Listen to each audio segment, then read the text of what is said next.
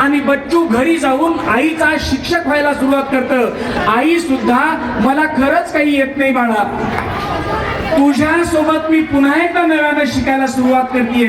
म्हणून त्या बच्चूचा पहिला विद्यार्थी जर कोण होत असेल तर आई होते आणि त्या बच्चूच्या समोर विद्यार्थ्यासारखं बसते आणि ती आई म्हणते, बाळा तू सांग तशी मी पोयम म्हणणार आहे. जर त्यांनी पोयम म्हणताना किंवा एबीसीडी म्हणताना काही चूक केली तर जर आई सांगायला लागली त्याला की बच्चू हे असं नाही असं म्हणायचं आहे, तर ते म्हणतात नाही माझ्या मॅमने असं शिकवलंय, तू गप्पा असंच म्हणायचं.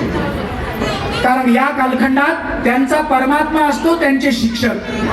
त्यामुळं आपल्याला घरामध्ये आपल्या शिक्षकाबद्दल कधीही एकही कण वाईट बोलायचं नसतं, कारण तो त्यांचा परमात्मा असतो आणि ते बोललेलं आवडत नाही त्यांना. ही लेकरं हळूहळू मोठी होतात, सिनियर केजी पर्यंत छान चालतं, पहिलीला जातात, अजून उत्साह वाढतो आपला. 4थी 5वी पर्यंत हळूहळू बदल व्हायला सुरुवात होतात. बच्चू 5वीतून 6वीत जायला सुरुवात होतं, 6वीतून 7वीत जायला सुरुवात होतं. मोबाईल नावाचा राक्षस त्यांच्यावर बराच कब्जा करून घेतलेला असतो. मित्रमंडळीचा कब्जा त्यांच्यावर मोठ्या प्रमाणावर झालेला असतो. आई आई आई आई म्हणणारं लेकरू आता नको नको त्यांची नावं घेऊन नको नको ते व्हिडिओ बघायला सुरुवात करतं, टीव्ही बघायला सुरुवात करतं आणि हे लेकरू आई जवळ कमी आणि मोबाईल जवळ जास्त, टीव्ही जवळ जास्त आणि इतरांसोबत जास्त खेळायला लागतं. आणि आईला वाटायला लागतं माझ्या लेकरावरचा माझा प्रभाव कमी आणि इतरांचा प्रभाव आता वाढायला लागलाय. आणि ही सांभाळण्याची सर्वात मोठी गोष्ट असते. लेकराला जेवण करताना आई लागत नाही, आता मोबाईल लागतोय. लेकरांना गप्पा मारण्यासाठी आता आई लागत नाहीये, मैत्रीण लागते आहे. आणि त्या मैत्रिणीशी गुलू बोलणारी आपली मुलगी किंवा मित्रांसोबत अतिशय आनंदी बोलणारा आपला मुलगा आईशी बोलताना मात्र का व्यवस्थित बोलत नाही. 2 मिनिटापूर्वी तर छान आनंदाने बोलत होता, उत्तम पद्धतीने संवाद साधत होता, हसत होता, खेळत होता, छान गप्पा मारत होता, असं करू तसं करू. आणि लगेच आईनं सांगितलं बाळ जेवायला ये रे, थांबे. म्हणजे एवढ्या आनंदाच्या अवस्थेतून एवढ्या गर्तेमध्ये कसं काय शब्द गेले, त्याचं एकमेव कारण आहे की सगळीच्या सगळी एनर्जी या टीव्हीनं, या मोबाईलनं आणि त्यांच्या चुकीच्या मित्रमंडळीला खाऊन टाकली आहे. आईसोबत बोलण्यासाठी एनर्जी शिल्लक नाहीये, वडिलांसोबत बोलण्यासाठी एनर्जी शिल्लक राहिली नाहीये, बहिणीसोबत बोलण्यासाठी एनर्जी शिल्लक नाहीये.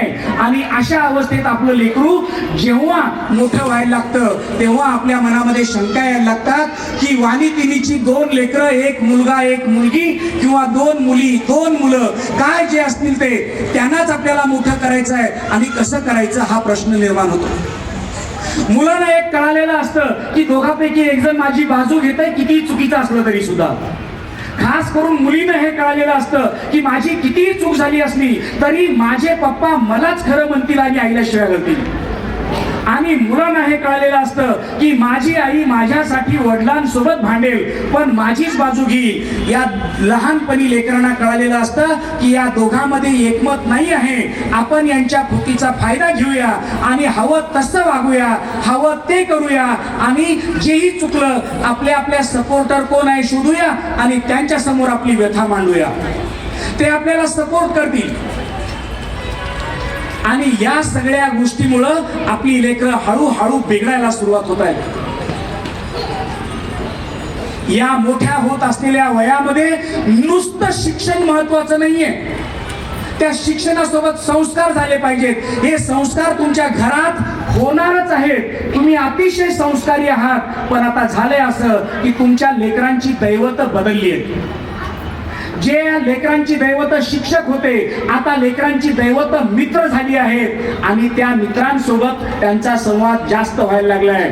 आणि म्हणून अशाच वळणावर सर्वश्रेष्ठ पद्धतीनं काम करणारा अमृत कुंभ क्लास तुमच्या सोबत आहे. त्यामुळं मला सांगायला अतिशय आनंद होतोय की अमृत कुंभ क्लास 1998 पासून सुरुवात आहे. आम्ही गेल्या दशकातले नाही, आम्ही गेल्या शतकातले आहोत. आणि त्यामुळं निश्चितच अमृत कुंभ मध्ये आलेल्या विद्यार्थ्याच्या जीवनामध्ये भले 2 मार्क कमी पडतील, पण संस्कार या नात्यानं तो विद्यार्थी कमी पडणार नाही, ही आमची ग्वाही आहे तुम्हाला. त्यामुळं निश्चितच आपल्यापैकी प्रत्येक पालकांनी आज जाण्यापूर्वी निर्णय घ्यायचा आहे की माझं लेकरू जर 6वीला असणार आहे तर माझ्या लेकराला मला अमृत कुंभ मध्ये टाकायचं आहे. मला देशपांडे सरांना सांगायचं आहे, सर 2 मार्क कमी पडले तरी चालेल, पण माणूस म्हणून घडला पाहिजे, विद्यार्थी म्हणून घडला पाहिजे, एक आदर्श सुसंस्कारी लेकरू म्हणून घडला पाहिजे. आणि ते घडवण्यासाठी सर तुम्हाला हातात छडी घ्यावी लागली तरी घ्या. भविष्यात माझ्या लेकरासाठी कुणीतरी पोलिसांना हातात पिस्तूल घ्यावी लागेल, त्याच्यापेक्षा तुम्ही आज छडी घ्या सर आणि माझ्या लेकराला घडवा. झालंय असं की पूर्वी आई वडील निर्णय घ्यायचे की मला माझ्या लेकराला कुठे क्लासमध्ये टाकायचं आहे, आणि तेव्हा त्यांचा निर्णय एकच असायचा की मला देशपांडे सरांकडेच टाकायचं आहे. भले तिथं शिस्त असेल, भले तिथं कठोरता असेल, देशपांडे सर रागवणारा व्यक्तिमत्व आहे लेकरांना, हेही खरं असलं तरी मला देशपांडे सरांसोबतच काम करायचं आहे, हा निर्णय वडील घ्यायचे. आज झालंय असं की मुलं निर्णय घेत आहेत. जर मुलंच निर्णय घेणार असतील तर तुमच्या अनुभवाचं काय करायचं? वाटायचा अनुभव तो आणि दुसऱ्याला सांगायचा. मग दुसऱ्याला जेव्हा तुम्ही सांगाल ना अमृत कुंभ क्लास खूप चांगला आहे, तेव्हा ते तुम्हाला विचारतील की या अनुभवाचं तू काय केलं? तुझा लेकरू तर दुसऱ्या क्लासमध्ये आहे. ते म्हणतील माझं लेकरू माझं ऐकत नाही म्हणून मी तुम्हाला सांगते. मग तुझं लेकरू तुला ऐकत नसेल तर आम्हाला शहाणपणा सांगू नकोस, असं ती बाजूची बाई तुम्हाला सांगेल. त्यामुळं माझी विनंती असेल तुमच्यापैकी प्रत्येकाला की पुढच्या वर्षीसाठी अमृत कुंभचे ऍडमिशन चालू झाले आहेत, याची घोषणा मी आजच करतोय. उद्या याच ठिकाणी सरासरी 700 ते 800 विद्यार्थ्यांचा बक्षीस सोहळा असणार आहे. आपल्यापैकी ज्यांची लेकरं बक्षीस सोहळ्यामध्ये असणार आहेत त्यांना जरूर जरूर जरूर पाठवा.